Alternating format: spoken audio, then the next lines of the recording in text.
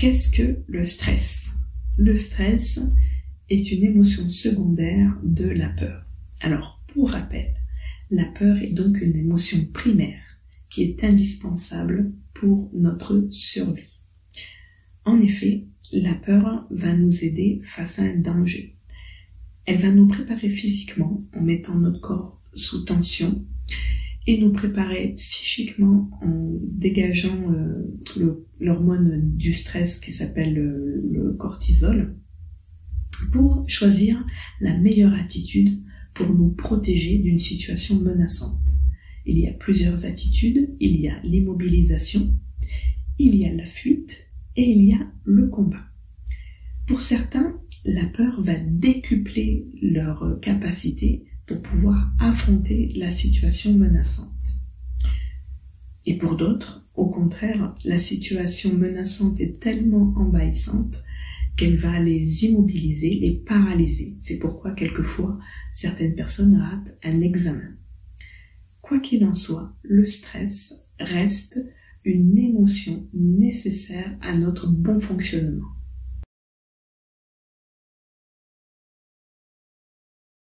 Comment fonctionne le stress?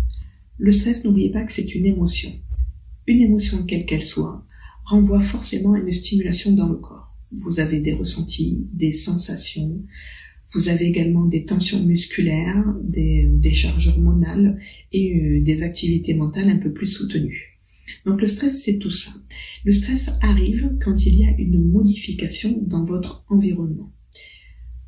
Il y a par exemple une stimulation sensorielle, qu'elle soit physique, mentale ou émotionnelle, voire même une agression, et le stress est une réponse à cette stimulation.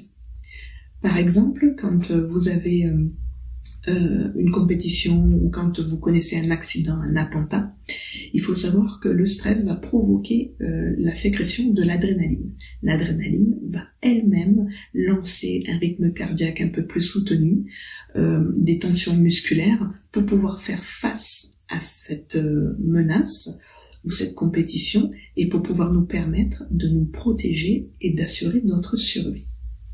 Or, il y a des situations de stress qui perdurent dans le temps.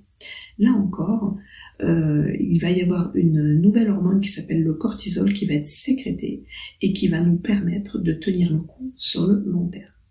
Enfin, chaque personne gère son stress de façon différente.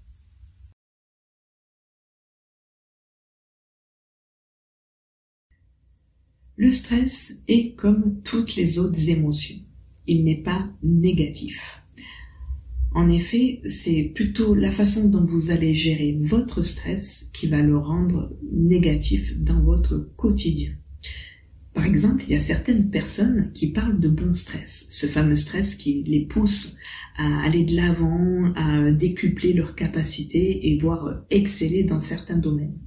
Pour certains, le stress va être comme une pensée ruminante, une pensée négative qui va venir s'alimenter, créer d'autres pensées négatives et ainsi ils vont se sentir amoindris, ils vont être fatigués aussi parce que leur corps va être tout le temps en tension musculaire, ils vont peut-être avoir mal au ventre. Et c'est là où les gens parlent de stress et de négativité.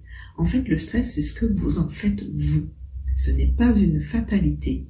Vous pouvez, en étant à l'écoute de votre corps, en sentant le stress venir, en sentant vos muscles se tendre, vous pouvez percevoir cette émotion-là et vous pouvez agir dessus. Vous pouvez agir dessus notamment avec certains exercices de relaxation, de sophrologie, avec la méditation. Vous avez la main, ne vous laissez pas forcément submerger par tout ce stress qui perdure là et par tout le cortisol dégagé par votre corps.